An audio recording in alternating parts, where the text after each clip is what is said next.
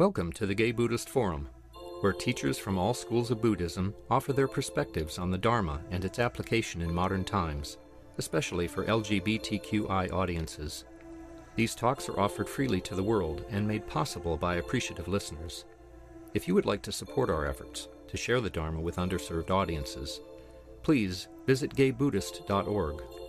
There you can donate, find a list of upcoming speakers, or enjoy many hundreds of these recorded talks dating back to 1996. And thank you, Grisha, for the welcome and holding the space today. And just sitting as we were, that felt like a very, very long sit today. I don't know why. Maybe because there's so much in our hearts right now that we're sitting with. That's how it felt for me. And coming into today, feeling the loss of Bharat, Jeff Lindemood, who was always the person I contacted with, and Christian and Jeff were the inviters and my contacts here. And I got to meet Jeff in May and felt the warmth of his personality and the kindness of his heart, and just really feeling maybe a tiny bit of what you all might be feeling in this room right now, the loss of someone who gave so much and so beautifully and willingly and kindly. And, reflecting on the great merit, that creating community and Sangha and opportunities for people to learn and practice the Dharma together results in. So that merit is with Jeff, and may it support him far into the future.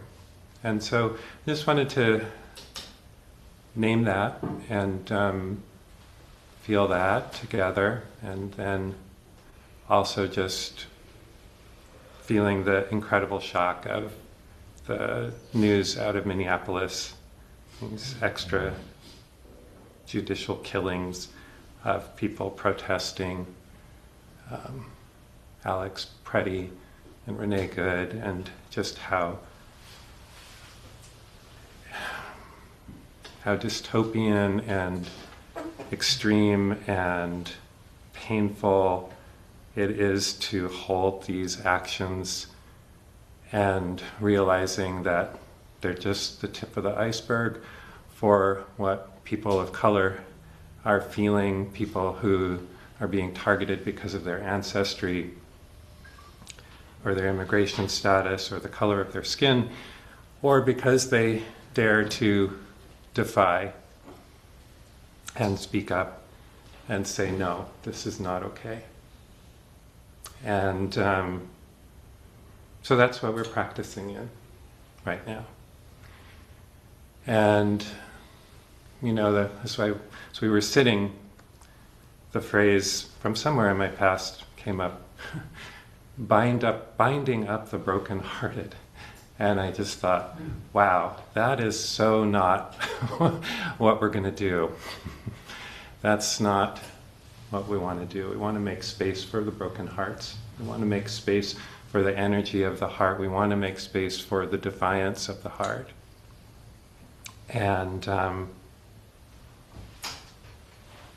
And that's part of love, is defiance and saying no, speaking up for what's right, putting ourselves on the line when we can, and speaking for others who are especially targeted and in harm's way. So I want to continue the talk that I started last week on the journey from Samsara to Nibbāna, but just want to take a moment before we do that to just sit and breathe with how our hearts are right now and what we're holding and what we're witnessing.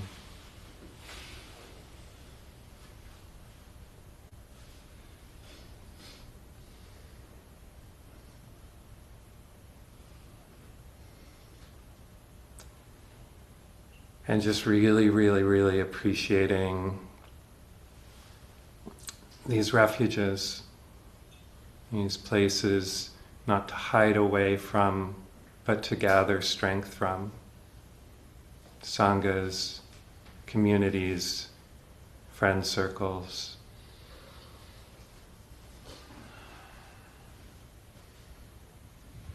Knowing that we are not alone.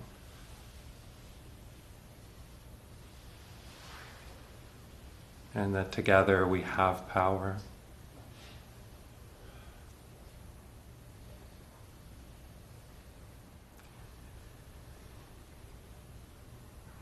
So traditionally one identifies as a Buddhist by taking the three refuges.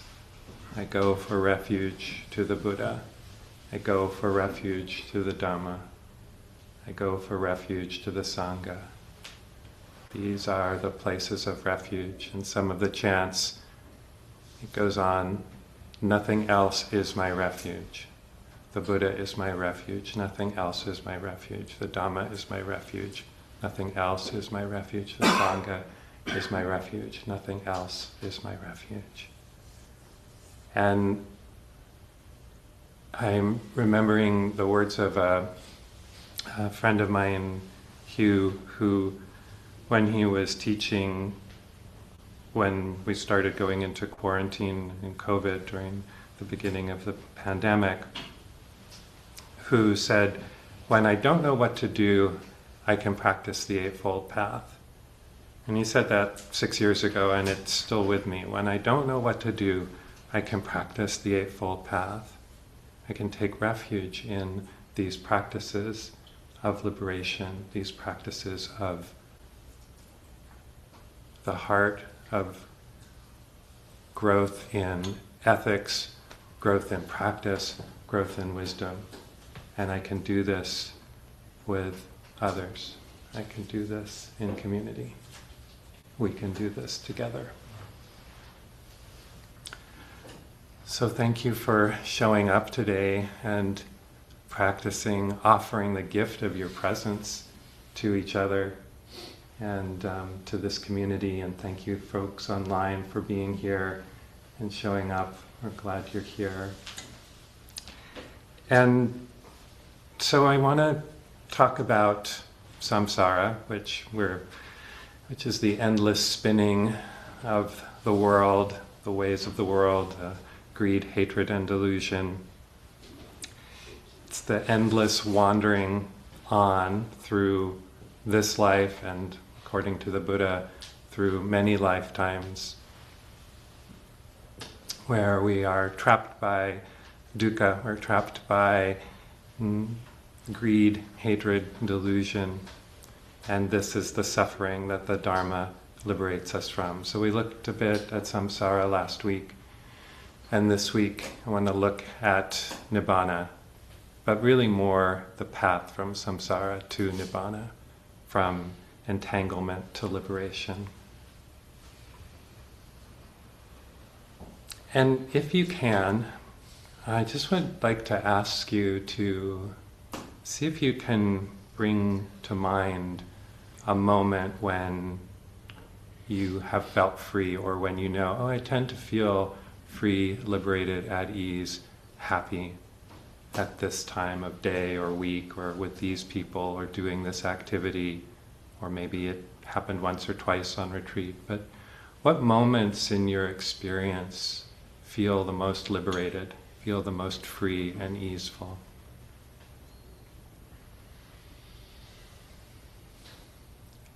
And then noticing what might be supporting that. Like what's present and what's absent in those moments of freedom, in those moments of ease, even in the midst of samsara. So just maybe remembering that, we'll come back to that a little later, that sense of liberation that we feel sometimes in life. And if nothing in particular came up right now, that's okay. So sometimes it can feel kind of like a transcendence or a bypass or wishful thinking to think about Nibbāna or liberation with all of the suffering in the world, all of the pain in the world. Even just living a human life, let alone all the craziness that's happening right now. And knowing how our friends and neighbors are targeted and the way we see friends and family suffer, why should I be focused on liberation? Why should that be a focus for me? And that's a real question. So that's what I want to start with here, the orienting toward liberation and freedom on the path, and how that doesn't mean turning away from the suffering of the world and others. So I've mostly studied in Western convert Buddhism, Theravada Buddhism, and I've also always really resonated with the bodhisattva vow from the Mahayana tradition. It's kind of a central aspect and different formulations of it. But bodhisattvas are beings who stay in and of the world because to them liberation is incomplete until it includes all beings. So it isn't just about postponing awakening, it's about sharing it. And so one formulation of the bodhisattva vow goes, sentient beings are numberless, I vow to save them. Desires are inexhaustible, I vow to put an end to them. The dharmas are boundless, I vow to master them. The Buddha way is unattainable, I vow to attain it. And of course, these vows are impossible to achieve in any normal human way. I mean, how can you save numberless beings? How can you end desires that are inexhaustible with the limitations of a human mind and body? So then, what's being said here? What's the orientation that these vows suggest? If my vow is to include all beings in awakening in order for awakening to be complete, I better start somewhere. I better get going, and that's going to need to be right here, right now, with this being, but not siloed and not disconnected. So when we focus on liberation in our practice, it doesn't have to be a bypass in any way. It's not like, oh, I'm going to get free personally and be done with all this mess. Our own practice can be dedicated to the freedom and well-being of others, all beings. And so there are people that we encounter in the world who, because of their own personal practice of freedom, whatever path they follow, bring those energies of liberation and freedom and untangling to others because they inspire and lift people up. Their light shines and is freely shared. And their practice is that of a bodhisattva because it's not for themselves alone. So this last week we honored the life and legacy of Reverend Dr. Martin Luther King Jr., who of course was a Christian minister, a reverend. And his words spoken more than 50 years ago are still part of our hearts, embedded in our culture, and they express a bodhisattva's wisdom and absolute compassion. So in a speech on Independence Day in 1965 at the Ebenezer Baptist Church in Atlanta, Dr. King said this, "All I am saying is simply this, that all life is interrelated. We are tied in an inescapable network of mutuality, tied in a single garment of destiny. Whatever affects one directly affects all indirectly. As long as there is extreme poverty in this world, no one can be rich, even if he has $1 billion. As long as diseases are rampant and millions of people cannot expect to live more than 28 or 30 years, no one can be totally healthy, even if he just got a checkup in the finest clinic in the nation. Strangely enough, I can never be what I ought to be until you are what you ought to be. And you can never be what you ought to be until I am what I ought to be. This is the interrelated structure of reality." That's a bodhisattva's vow of liberation, of true freedom. as relationship and not withdrawal. And liberation is not a destination that sits apart, but an orientation toward life and people and ourselves. Many acts oriented toward freedom. And so sometimes when we talk about Nibbāna, we use words like the unconditioned, complete freedom, boundlessness. There's actually a list of 33 terms that the Buddha used in the teachings to refer to the state of Nibbāna. And maybe there are so many words because we're actually describing something beyond words. And so for me, there's a lot of juice in using this word liberation. It feels more active, more shared, closer to that feeling, that flavor of the bodhisattva vow.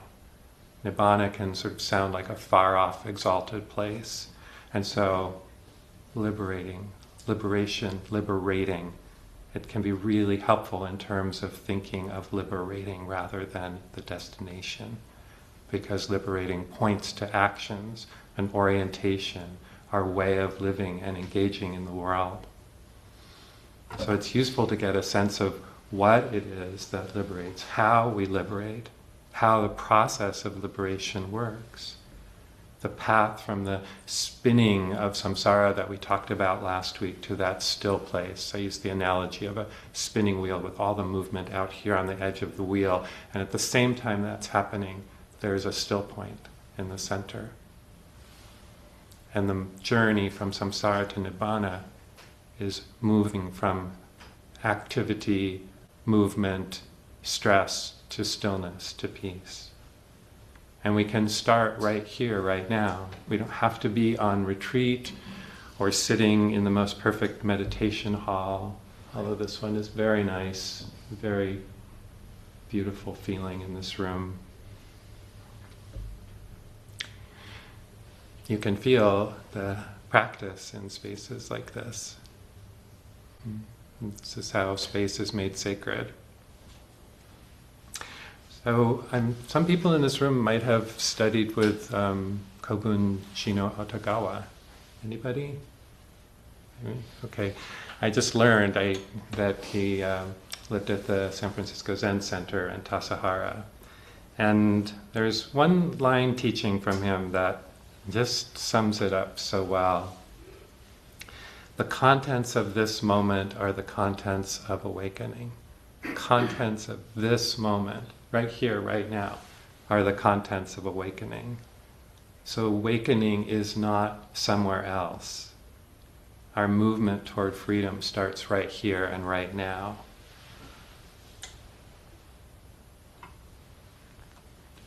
So when I asked you to bring to mind your own moments of peace, ease, this is what Thai monk Ajahn Buddhadasa called free samples, tastes of freedom, flashes of liberation. We all get these.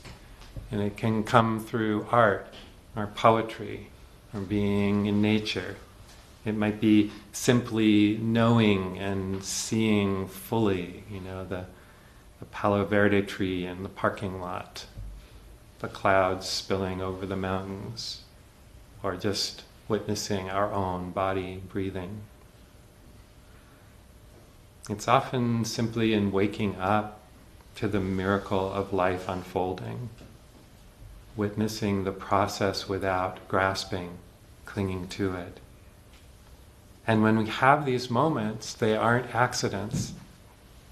They're glimpses of what the mind is like, the nature of mind when it isn't clinging. What is present in those moments in the heart and mind, and what is not. So, just bringing to mind your moment, or remembering a moment, watching the night sky, planting something in the ground with your hands, walking in your neighborhood when it feels safe and easeful,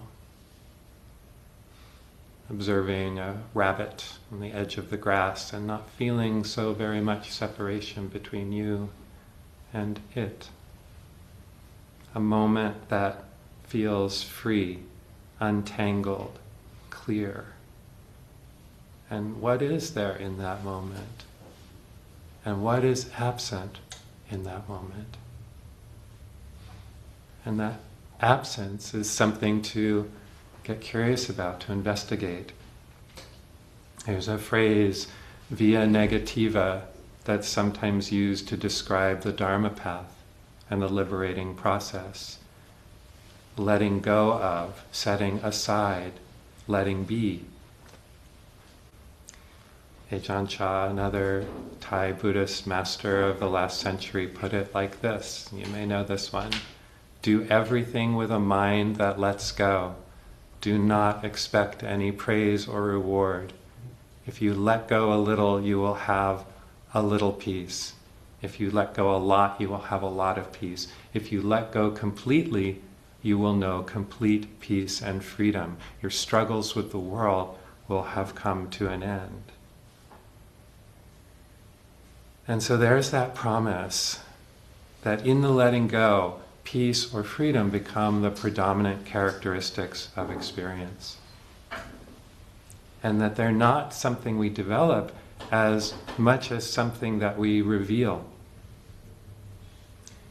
So to borrow the famous organizer Marie Kondo's question, you might remember her book, the Wonderful Magic of Tidying Up or something. But her main question was, does it spark joy? If it doesn't, let it go. Does it incline toward the good and the wholesome? Does it tend to support your growth and well-being? If it doesn't, can you let it go? Easier said than done. Yet it does get easier the more you let go. My partners David and Sean, who are here, might not agree with me because I have the messiest closet at home. And I don't let go of things all that easily. But I do notice the more I do, the easier it gets. You know, when you're cleaning out that cluttered garage or drawer or closet, at first you think, oh yeah, I might need this Pride t-shirt that I haven't worn and has been in my closet for 15 years and is really faded and gosh, it doesn't really look that good. And you're ready to let it go. And then, oh, there's a set of butter knives that belong to my aunt or something. I don't really need these anymore. And you start letting go. And the more that you do, the easier it becomes. And before you know it, you're packing up this beautiful sweater that you bought but you never wore so that somebody else can wear it. The more we let go, the easier it becomes. Letting go in and of itself sparks joy. And that can be true of the habits of the mind as well. Okay, I guess I'm done with that particular resentment, that box of regret, that feeling of not enough. Those voices inside that aren't our own and limit our happiness. Out they go. And then you look around at what's left and you can see what it is that you really value, what really serves you, what really serves those you love in your communities, and now has some space to breathe. So I shared last week how, I was simplifying my view for the year. And I came up with 5 views aligned with my practice that I thought, okay, I can hold these 5 views. And the first is that I trust the Dharma path. I trust that it leads to less suffering for myself and for others. And I trust my ability to walk this path, my capacity. I may stumble, I may not always get it right, but I trust that I can walk this path. And I know that I don't do it alone. I know that I'm supported by ancestors of practice and Dharma, Sanghas today, teachers, friends. And I hold that all beings are worthy of compassion. Beings I like, beings I don't like so much, and myself. And I trust that my actions, our actions, matter.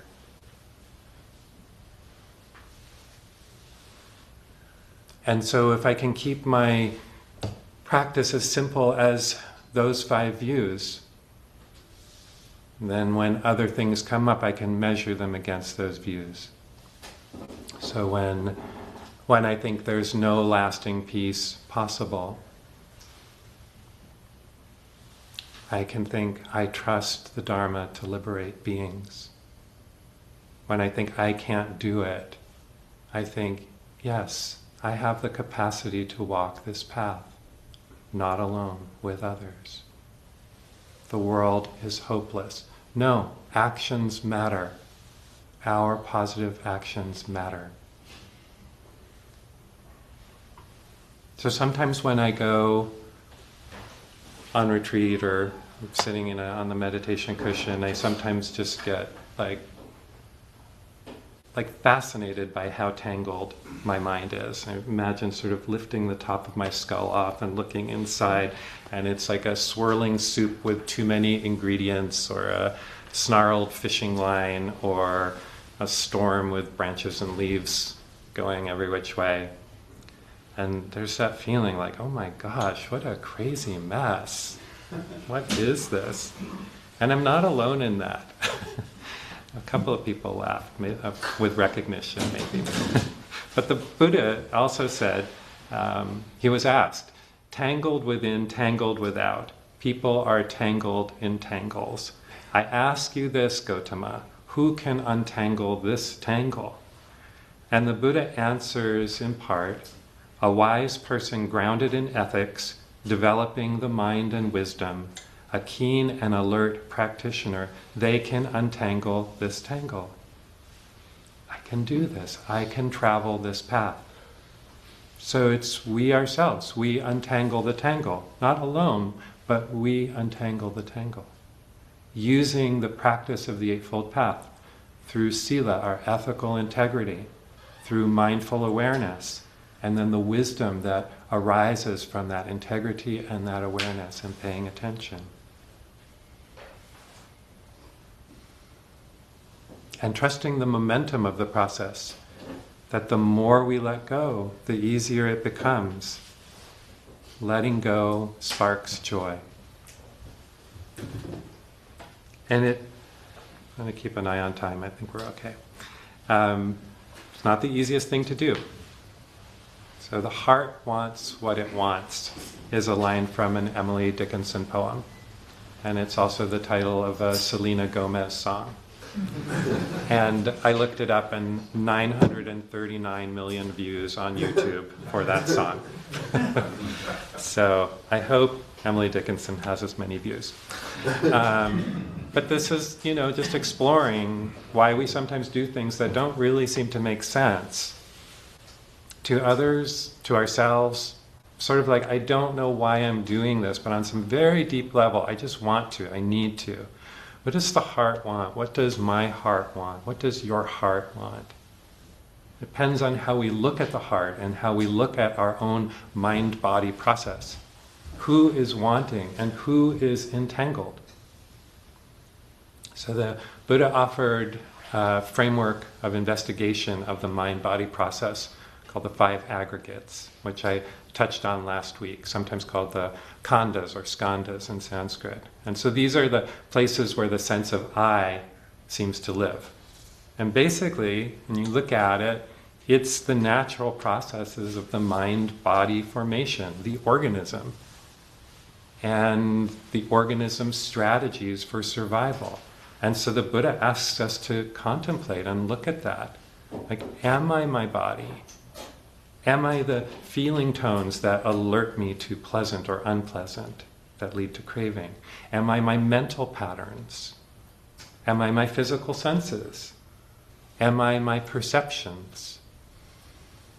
And so then the question, does the heart want what the I wants, this process, this mind-body process? Or is there a deeper heart? And so it's been really helpful to consider that the activity of the aggregates are concerned with continuing life, and that I have taken the tools and strategies for sustaining life as being me. that I've been basically working for them, entangled with them, employed by them, in their service, mostly unconsciously, for most of my life. And so as I begin to wake up to that, the question comes up, does the heart want what the I wants? This is at the center of the process of letting go. Letting go of the sense of the limited, disconnecting, competing, hungry I that leads to our personal and collective suffering. And then letting go into Dr. King's interrelated structure of reality.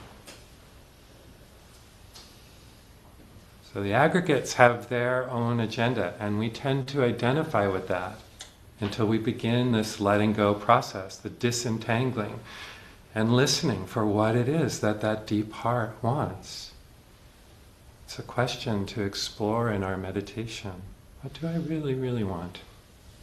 I'm pretty sure it's, not that fantastic vacation or new this or that or wealth or fame or power. And if it is, what's underneath that? How deep can you go? Because the chasing after what the I wants is what keeps us spinning on the wheel of samsara. So I want to read a short passage from Dilgo Khyentse Rinpoche, who was a realized Tibetan master of the last century. And he said, the idea of an enduring self has kept you wandering helplessly for countless past lifetimes. That's samsara. It's the very thing that now prevents you from liberating yourself and others from conditioned existence. If you could simply let go of that one thought of I, you would find it easy to be free and to free others too. If you overcome the belief in a truly existing self today, you will be enlightened tomorrow. Use any practice you do to dissolve this idea of I and the self-oriented motivations that accompany it. Even if you do not succeed in the beginning, keep trying.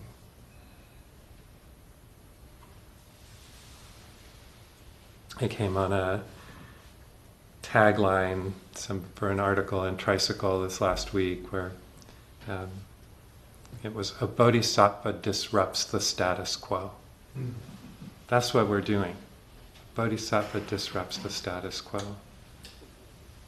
We're questioning what we've taken for granted and staying on that liberating path. We have the practices of the path. Integrity, mindful awareness, deep looking, that incline us toward freedom, toward this capacity to dissolve the sense of the concrete, bound, tangled sense of I that seems so real. And from everything that I know in my practice, it's a gradual path. Small steps. Okay, let me work with this little part of the knot. Inclining again and again and again. Many liberating moments over time that lead us to final liberation. And sometimes those moments can be quite sudden, like, oh wow, I just woke up a little bit here. But it's based on many, many acts of practice. So we keep showing up, keep inquiring, what does the heart really want? And what when I do it is liberating, and what when I don't do it is liberating. When is it time to let go? And what can I let go of? And so again, let's circle back finally to this word of Nibbāna with a capital N, this grand word, the fullness of the liberating process, the end of suffering, the end of samsara. Is it possible to know it if I don't have a direct experience of it yet? This is where faith comes in. I trust the path. We talked about last week how faith is the first of the 5 spiritual powers. What I know is that the more I practice, the less solid and fixed the I feels. The less I believe in an unchanging thing. called me. And the safer I feel doing so. This isn't a practice to rush. And I haven't experienced Nibbāna, and none of my teachers claim that they have. I have my suspicions, but none of them will say. And the people who think that they have experienced Nibbāna usually make me a little nervous. And the Buddha was often pressed about Nibbāna, and usually he was silent and wouldn't answer speculative questions. And at other times he pointed to the state of full liberation, calling it unborn, unconditioned, unmade. And so I'd like to close with one of the beautiful teachings from the Buddha, from the Udana, which are the inspired utterances, where there's lots of suttas on Nibbāna. And the Buddha is speaking to the monks and nuns and says, there is that dimension where there is neither earth, nor water, nor fire, nor wind. And he's speaking of the four elements, the building blocks of life. Neither dimension of the infinitude of space, nor dimension of the infinitude of consciousness, nor dimension of nothingness, nor dimension of neither perception nor non-perception. So those are the immaterial jhanas, the highest meditative states. And so the Buddha is showing us that the dimension of Nibbāna is not even to be found there in the most sublime meditations. Neither in this world nor the next world, nor sun nor moon. And there I say, there is neither coming nor going, nor staying, neither passing away nor arising, unestablished, unevolving, without support, meaning that it is not dependent. This, just this, is the end of dukkha, the end of suffering, the end of samsara. So let's just take 30 seconds and then I want to open the floor just to let the words land and the body to move or take any breaths that it needs.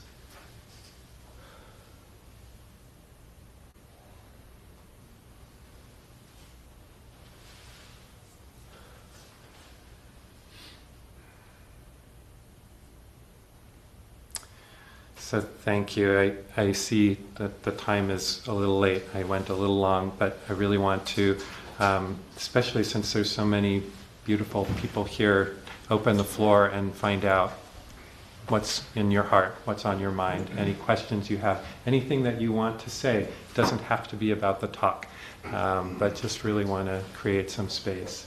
So do we pass a mic inside? Or? No, we just ask everyone to please use your 10-foot voice so that people online and people on the podcast will be able to hear your question.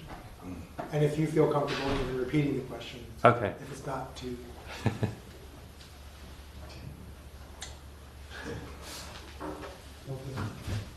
Yeah, please. Yeah, thank you for your talk Yeah. and delineating the path again and the different lineages that seek different keyholes to open that door. What struck me at the end of the last talk was that the wheel itself reminded me of a hurricane. So that instead of the middle of being a spoke or the wheel, so you were in the lowest point of creativity in a certain way, or self-creation, so that it felt like the Buddha under the Bodhi tree touching the earth. So that the sense of it's a moment of lowest pressure, like in a hurricane. It's also a moment of repose, and so I guess the stepping in that moment for me is to find that delighted curiosity of all that swirls about me, and to realize that I'm all the winds and the moment of quiet. And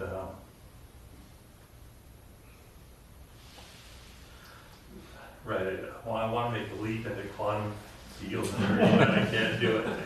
But it's basically that sense that since everything has changed, and most of our practice is dealing with holding on and change, that delightful curiosity seems to be the process throughout this to realize that we're always becoming and we're always dissolving. Yeah. And that there's a ground of being which is eluding in Nibbāna, which is just consciousness itself. Yeah. I mean, there's certain practices in Tibetan Buddhism that look at that ground and realize that sometimes there's, in quantum theory now, it's sort of like that excitation and sort of coagulation of what seems to be light or electrons and stuff that we seem to be.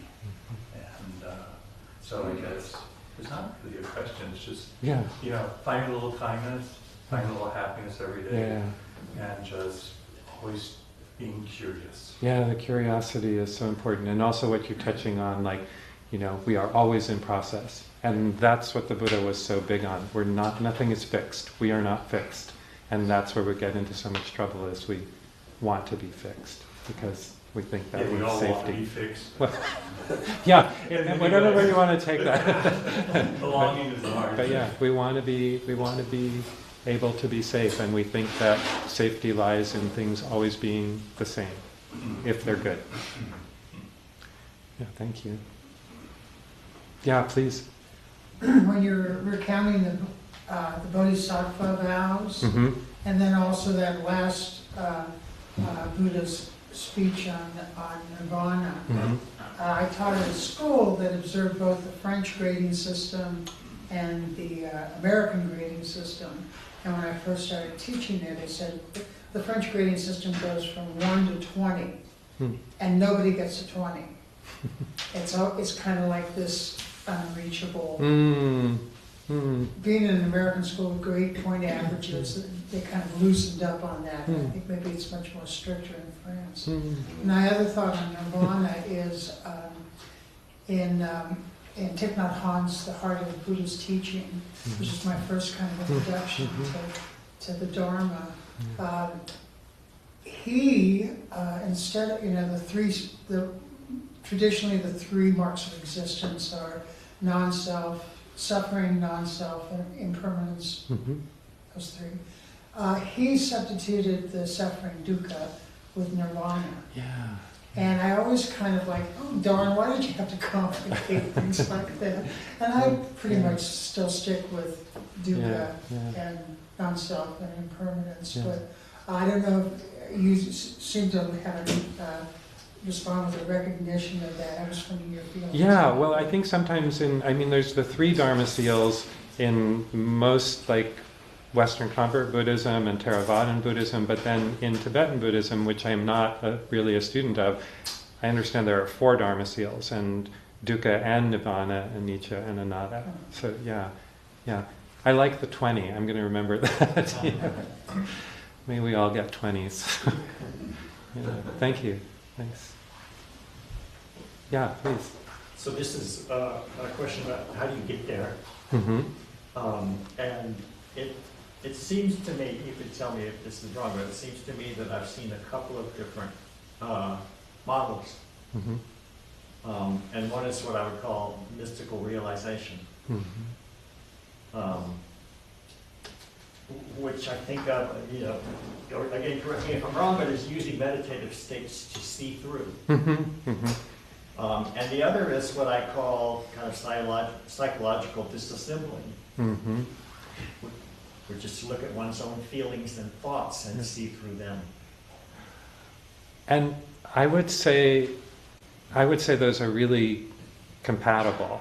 because it's those meditative states that you're talking about that we call mystical, but that tend to collect the mind, clarify our ability to observe and be curious and investigate, and then we see, okay, what is this psychological makeup? What is this physical makeup? How real is this? So it's often describing the meditative states as sort of like sharpening the sword of Manjushri, the sword of wisdom, and then that sword cuts through delusion so that you see the psychological makeup, you see the mind-body process more clearly. I don't think that's making sense to you. I'm trying to figure out really what my question is. So I was with Shambhala for a long time, and I never entered into tantric, Vajrayana studies there. Mm-hmm. But I just kind of had this sense that they were doing the first and not the second. I see. Yeah. And that they believed that the first was superior and necessary. Yeah. Well, it's never a bad idea to have more concentration, I think, when you're investigating. But it's also really important to clean up your act. And that's the ethical part of the path, really. Yeah. I mean, that's the wise speech, action, and livelihood, and wise intention, thoughts of kindness and compassion and letting go.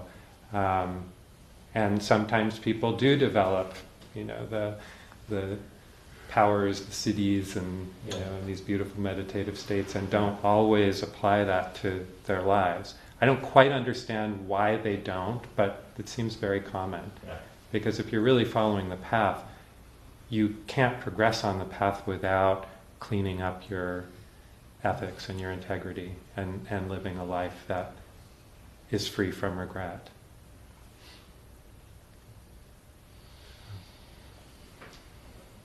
So we say that. Please. So what about just doing number 2? I looked at Shambhala and I thought, I don't understand it. Great. I don't see why I need to go there. Great. That's great. That's, go where your heart leads you. If it's part of the Dharma, if it's part of the path, go where your heart is taking you right now. That's what's important. That's where the juice is. That's where you'll want to practice. Yeah. Thanks. Yeah. Anyone online like to unmute and comment or question?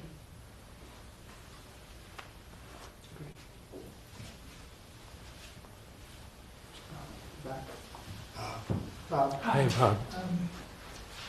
You certainly got me thinking and feeling.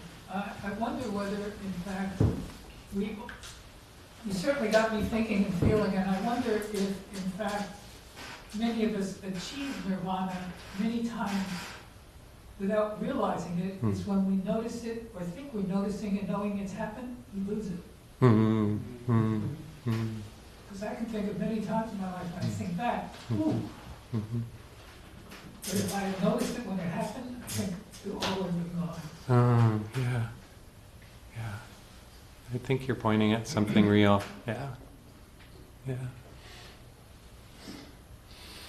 Yeah, I'm thinking of, Tolstoy, like, don't think of a white polar bear. It's like, yeah. Those are the free samples you mentioned. Yeah, exactly. Those are the free samples. Yeah. Please.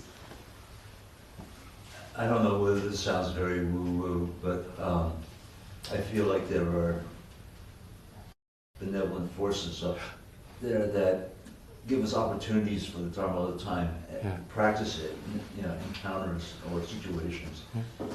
And most of the time, we blow them off and don't take advantage of them.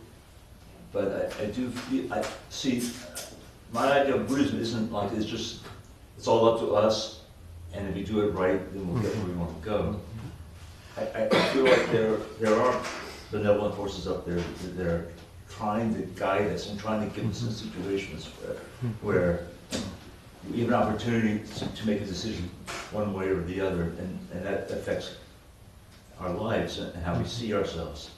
And I just wanted to know what your thoughts are. Yeah, I'm totally open to that, and I mean, one thing. I think synchronicity plays a huge role in that. Whenever I'm instant synchronicity, I feel like somebody's trying to communicate something to me. Yeah, pay attention to it, and you know, and don't close your mind off from it. And like you're saying, we do that so easily to ignore that. You know, as I was writing these talks, I was reading a book by the Dalai Lama and Thupten Chodron, and they go through lots of different traditions, understanding of samsara and rebirth, and they were saying what you're saying, that there are bodhisattvas, like we were talking about, who postpone or wait to share in enlightenment until all beings can be free, but that they are still active. You know, they may not be on this plane anymore, but they are still active, and they do want to help and communicate with us. And, you know, my teacher, Lee Brasington, who we mentioned at the beginning, would have none of this. But others of my teachers would. And, you know, I think we have to sort of feel in our hearts. One thing that is really important to me is to just remember that our practice is outside of time and space. And when I think of that, then it's like, of course there are beings guiding and helping us. And you can just look at it as the ancestors, like all the people who have practiced before us and brought the Dharma forward to us so that we can practice together, and all of us who are supporting each other's practice. I mean, that's a miracle, you know? So why not? The whole thing is pretty miraculous. Yeah, thank you.